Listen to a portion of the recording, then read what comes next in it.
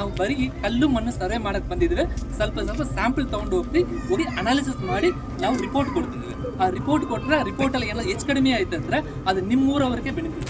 ಅಲ್ಲ ಸರ್, ಅವತ್ತು ಮೇಡಮ್ ಅವ್ರು ಬಂದಿದ್ರು, ಅದೇ ಕ್ವಶನ್ ಕೇಳಿದ್ವಿ ನಾವು, ಯಾವ್ದಕ್ಕೆ ಬಂದಿರಿ ನೀವು ಅಂತ ಹೇಳಿ. ಅವತ್ತು ಇದನ್ನೆಲ್ಲ ಕಾರಣ ಕೊಟ್ಟಿಲ್ಲ ಅವರು, ನಮಗೆ ಕಾರಣ ಕೊಟ್ಟಿದ್ದು ಬೇರೆ. ಈ ದಿನ.com ಪ್ರೀಮಿಯಂ ಲೇಖನಗಳನ್ನು ಪ್ರಕಟಿಸ್ತಾ ಇದೆ.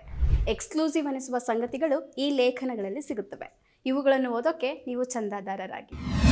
ಕರ್ನಾಟಕದಲ್ಲಿ ಮತ್ತೊಂದು ಅಣುಸ್ಥಾವರ ಸ್ಥಾಪನೆ ಮಾಡಲು ಕೇಂದ್ರ ಸರ್ಕಾರ ಮುಂದಾಗಿದೆ. ಅಣುಸ್ಥಾವರ ಸ್ಥಳಕ್ಕಾಗಿ ಕೊಪ್ಪಳ, ವಿಜಯಪುರ ಹಾಗೂ ರಾಯಚೂರು ಜಿಲ್ಲೆಗಳಲ್ಲಿ ಹುಡುಕಾಟ ನಡೆಸಲಾಗಿತ್ತು. ಆದರೆ ಕೊಪ್ಪಳ ಹೆಚ್ಚು ಸೂಕ್ತ ಎನ್ನುವ ಕಾರಣಕ್ಕೆ ತಾಲೂಕಿನ ಅರಸಿನಕೇರಿ ಗ್ರಾಮದ ಬಳಿ ಪರಮಾಣು ವಿದ್ಯುತ್ ಸ್ಥಾವರ ಸ್ಥಾಪನೆ ಮಾಡಲು ಕೇಂದ್ರ ಸರ್ಕಾರ ಮುಂದಾಗಿದೆ. ಈ ಸುದ್ದಿ ಹೊರಬರುತ್ತಿದ್ದಂತೆ ಸ್ಥಳೀಯರು, ಪರಿಸರ ಪ್ರೇಮಿಗಳು ಕೇಂದ್ರ ಸರ್ಕಾರದ ನಿರ್ಧಾರದ ವಿರುದ್ಧ ಆಕ್ರೋಶ ವ್ಯಕ್ತಪಡಿಸುತ್ತಿದ್ದಾರೆ. ಜೊತೆಗೆ ಗ್ರಾಮಗಳಲ್ಲಿ ಸಭೆಗಳನ್ನು ನಡೆಸಿ ದೊಡ್ಡ ಹೋರಾಟಕ್ಕೆ ಅಣಿಯಾಗ್ತಾ ಇದ್ದಾರೆ. ಕೇಂದ್ರ ಸರ್ಕಾರದ ಯೋಜನೆಯಾದಂಥ ಬೃಹತ್ ಯೋಜನೆಯಾದಂಥ ಪರಮಾಣು ವಿದ್ಯುತ್ ಅಣುಸ್ಥಾವರವನ್ನು ಸ್ಥಾಪನೆ ಮಾಡೋದಕ್ಕೋಸ್ಕರ ಕೊಪ್ಪಳ ಜಿಲ್ಲೆಯ 3 ತಾಲೂಕುಗಳನ್ನು ಆಯ್ಕೆ ಮಾಡಿಕೊಂಡಿದ್ದಾರೆ. ಒಟ್ಟಾರೆ 1200 ಎಕರೆ ಭೂಮಿಯನ್ನು ಪರಮಾಣು ವಿದ್ಯುತ್ ಅಣುಸ್ಥಾವರ ಘಟಕವನ್ನು ಸ್ಥಾಪನೆ ಮಾಡೋದಕ್ಕೆ ಈ 3 ತಾಲೂಕುಗಳನ್ನು ಆಯ್ಕೆ ಮಾಡ್ಕೊಂಡ್ರೆ ಈ ಜಿಲ್ಲೆಯಲ್ಲಿ. ಅದರಲ್ಲಿ ಪ್ರಮುಖವಾಗಿ ಅರಸನಕೆರೆ ಗ್ರಾಮವನ್ನು ಆಯ್ಕೆ ಮಾಡ್ಕೊಂಡಿದ್ದಾರೆ. ಅರಸನಕೆರೆ ಗ್ರಾಮದಲ್ಲಿ ಅದರ ಸುತ್ತಮುತ್ತ ಇರತಕ್ಕಂಥ ಭೂಮಿಯನ್ನು ಈಗಾಗಲೇ ಸರ್ವೆ ಮಾಡಿದ್ದಾರೆ. ಈ ಸರ್ವೆ ಮಾಡೋದನ್ನು ಜನಕ್ಕೆ ಗೊತ್ತಾಗಿ, ಯಾವ ಕಾರಣಕ್ಕಂದ್ರೆ ಜನಕ್ಕೆ ಗೊತ್ತಾಗಿದ್ದು, ರೈತರಿಗೆ ಗೊತ್ತಾಗಿರೋದ್ರಿಂದ ರೈತರು ಅದನ್ನು ಬಹಳ ತೀವ್ರವಾಗಿ ವಿರೋಧವನ್ನು ಮಾಡಿದ್ದಾರೆ.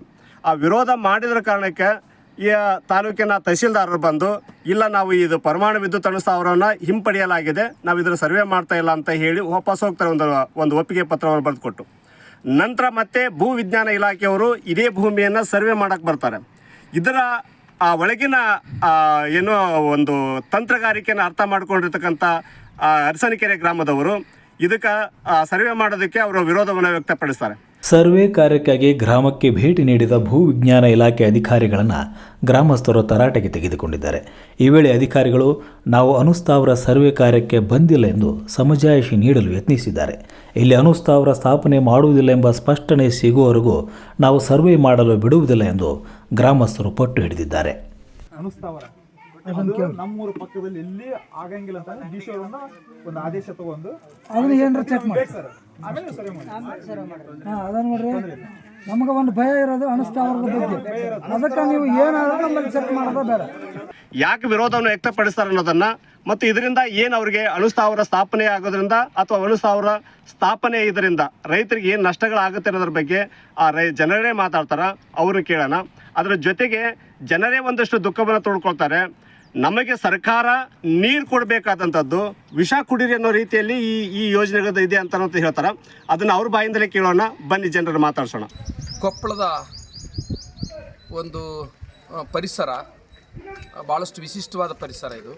7 ಗುಡ್ಡಗಳ ಸಾಲು, ಮತ್ತಿಲ್ಲಿ ಪುರಾಣ ಐತಿಹ್ಯ, ಮತ್ತು ಇಲ್ಲಿ ವಿಜಯನಗರ ಸಾಮ್ರಾಜ್ಯ ಕಟ್ಟಿರ್ತಕ್ಕಂಥದ್ದೊಂದು ಕಡೆ. ಆದರೆ ಈ 7 ಗುಡ್ಡಗಳ ಸಾಲಿನಲ್ಲಿ ಸಾಕಷ್ಟು ಜೀವಸಂಕುಲ ಮತ್ತು ಪ್ರಾಣಿಧಾಮ ಇಲ್ಲೆಲ್ಲ ಇದೆ.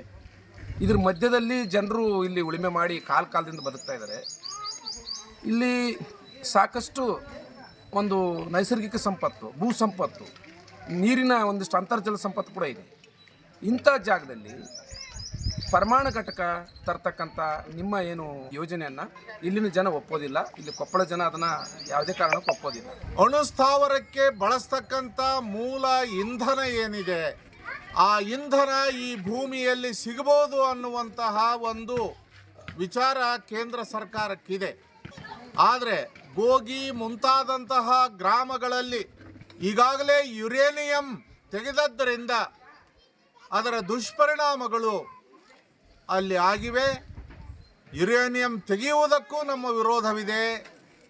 ಮತ್ತು ಅಣುಸ್ಥಾವರವನ್ನು ಕೊಪ್ಪಳ ಜಿಲ್ಲೆಯಲ್ಲಿ ಸ್ಥಾಪನೆ ಮಾಡಲಿಕ್ಕೆ ಈಗಾಗಲೇ ನಾವು ಧ್ವನಿಯನ್ನು ಎತ್ತಿದ್ದೇವೆ ಮತ್ತು ರೈತರ ಜೊತೆಯಲ್ಲಿ ನಾವು ನಿರಂತರ ಸಂಪರ್ಕದಲ್ಲಿ ಇರ್ತೀವಿ.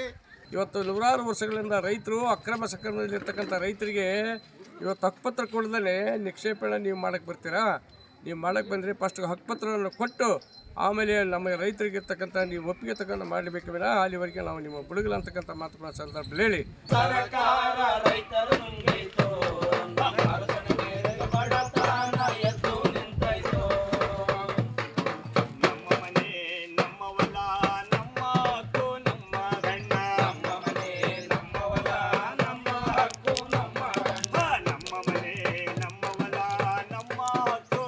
ಒಬ್ಬರಿಗೆ ಎಕ್ಸ್ರೇ ಮಾಡ್ತಿದ್ವಿ ಅಂದ್ರೆ ಉಳಿದವ್ರನ್ನೆಲ್ಲ ಹೊರಗಿಡ್ತಾರೆ.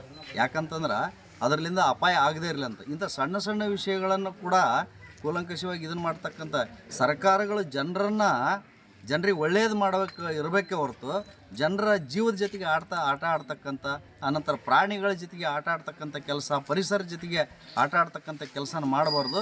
ಇದಕ್ಕೆ ಕೊಪ್ಪಳ ಜಿಲ್ಲೆಯ ಎಲ್ಲ ರೈತ ಮತ್ತು ಪ್ರಗತಿಪರ ಸಂಘಟನೆಯ ಎಲ್ಲರ ವಿರುದ್ಧ ಐತೆ. ಇದನ್ನು ನಾವು ವಿರೋಧ ಮಾಡ್ತೀವಿ. ಯಾವುದೇ ಕಾರಣಕ್ಕೂ ಇಲ್ಲಿ ಪರಮಾಣು ಘಟ ಸ್ಥಾಪನೆ ಇರ್ಬೋದು ಅಥವಾ ಯುರೇನಿಯಮ್ಮನ್ನು ಅವ್ರೇನು ತೆಗಿತಕ್ಕಂಥ ಒಂದು ಕೆಲಸನ ನಾವು ವಿರೋಧ ಮಾಡ್ತೀವಿ ಅಂತ ಈ ಮೂಲಕ ನಾನು ಹೇಳ್ತೀನಿ. ಸರ್ವೆ ಮಾಡೋದು ಸರ್ವೆ ಇಲಾಖೆಯವರು. ಈ ಭೂವಿಜ್ಞಾನ ಇಲಾಖೆಯವರು ಯಾಕೆ ಬೇಕು ಅಂದರೆ, ನೀವು ನಮ್ಮನ್ನ ಯಾಮಾರಿಸುವಂಥ ವ್ಯವಸ್ಥೆಯನ್ನು ನೀವು ಮಾಡಕತ್ತೀರಿ. ಅಂದರೆ ಈ ಭೂಮಿ ಒಳಗೆ ಏನು ಸಿಗ್ತೈತಿ ಅನ್ನೋದು ನಿಮ್ಗೆ ಈಗಾಗಲೇ ಗೊತ್ತಾಗಿದೆ. ಅಂದರೆ ಈ ಭೂಮಿ ಒಳಗೆ ಯುರೇನಿಯಂ ಸಿಗ್ತೈತೆ ಅಂತ ಗೊತ್ತಾಗಿ ಇವತ್ತು ಈ ಗ್ರಾಮಕ್ಕೆ ಮತ್ತು ಈ ಗ್ರಾಮದ ಮುಗ್ಧ ಜನರನ್ನ ದಾರಿ ತಪ್ಪಿಸುವಂಥ ಕೆಲಸ ಮಾಡ್ತೀರಿ. ಅದಕ್ಕೋಸ್ಕರ ನಾವೆಲ್ಲ ಹೋರಾಟಗಾರರು, ಪರಿಸರವಾದಿಗಳು ಈ ಕೊಪ್ಪಳ ಜಿಲ್ಲೆಯನ್ನು ಹಾಳು ಮಾಡೋದಕ್ಕೆ ಬಿಡೋದಿಲ್ಲ.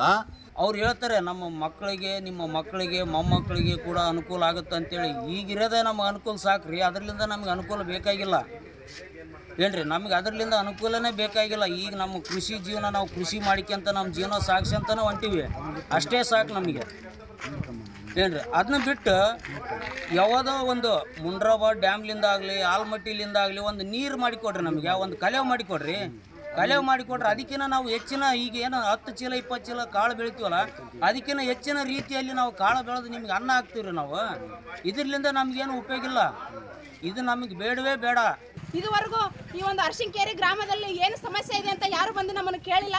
ಇವತ್ತು ಆ ಒಂದು ಸ್ಥಾಪನೆ ಮಾಡ್ತೀನಿ ಅಂತ ಹೇಳ್ತಾ ಇದ್ದೀರಿ. ನಾವು ಮಳೆ ಇಲ್ಲ, ಮಳೆ ಬಂದ್ರೇ ಬೆಳೆ.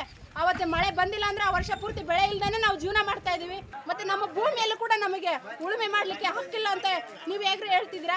ನಾವು ಯಾವುದೇ ರೀತಿಯಾಗಲಿ ತಹಸೀಲ್ದಾರ್ ಆಗಿರ್ಬೋದು, DC ಅವರು ಆಗಿರ್ಬೋದು, ಕೇಂದ್ರ ಸರ್ಕಾರ ಆಗಿರ್ಬೋದು, ನಾವು ಯಾವುದೇ ರೀತಿ ನಾವು ಇಲ್ಲಿ ಅವಕಾಶ ಮಾಡಿ ಕೊಡೋದಿಲ್ಲ ಅಂತ ಹೇಳಕ್ಕೆ ಇಷ್ಟಪಡ್ತೀನಿ. ನೀವು ಸಾಯಿಸಿದ್ರೆ ನಾವು ಸಾಯಕ್ಕೂ ಸಿದ್ಧ. ನಾವು ಸತ್ರು ಕೂಡ, ನಮ್ಮ ಜೀವನ ಹೋದ್ರೂ ಕೂಡ ನಾವು ಇದನ್ನ ಭೂಮಿ ಬಿಡೋದಿಲ್ಲ. ನೀವೇನು ಮಾಡ್ಕೊತೀರಿ ಮಾಡ್ಕೊಡ್ರಿ, ನಾವು ನೋಡ್ತೀವಿ. ನಮ್ಮಲ್ಲ, ನಮ್ಮ ಮನೆ, ನಮ್ಮ ಊರು, ನಮ್ಮ ಕುಟುಂಬ, ನಮಗೆ ಎಲ್ಲ ಊರನ್ನವ್ರು ಎಲ್ಲರೂ ಬೇಕ್ರಿ. ನಮ್ಗೆ ನಾವು ಬಿಟ್ಟು ಕದಲೋದಿಲ್ರಿ. ನೀವು ಏನೇ ಮಾಡ್ರಿ, ಏನೇ ಬಿಡ್ರಿ, ನಾವು ಎಲ್ಲರೂ ಅಲ್ಲಿಗೆ ಬರ್ತೀವಿ. ಮಕ್ಕಳು, ಮರಿ, ದನ, ಕರ ಎಲ್ಲ ಕಟ್ಕೊಂಬರ್ತೀವಿ. ನಾವು ಎದರೋದಿಲ್ರಿ. ಯಾರೇ ಇರಲ್ರಿ, ನೀವು ದೊಡ್ಡವ್ರು ಇರ್ಬೋದ್ರಿ, ನಿಮಗೆ ಬೆಲೆ ಕೊಡಕತ್ತೀವ್ರಿ. ನೀವು ಇದನ್ನ ತಿಳ್ಕೊಂಡು ನಮ್ಗೆ ವಾಪಸ್ ಕೊಡ್ಬೇಕು ಅಷ್ಟೇ. ಇದಕ್ಕೇನು ನಾವು ತಕರಾರ ನೀವು ಮಾಡಂಗಿಲ್ರಿ. ಮತ್ತಷ್ಟು ವಿಶೇಷ ವಿಡಿಯೋಗಳನ್ನು ನೋಡಲು ಮತ್ತು ಹೊಸ ವಿಡಿಯೋಗಳ ಬಗ್ಗೆ ತಿಳಿಯಲು ಈ ದಿನ .com ಯೂಟ್ಯೂಬ್ ಚಾನೆಲ್ ಸಬ್ಸ್ಕ್ರೈಬ್ ಮಾಡಿ ಮತ್ತು ಬೆಲ್ ಐಕಾನ್ ಕ್ಲಿಕ್ ಮಾಡಿ.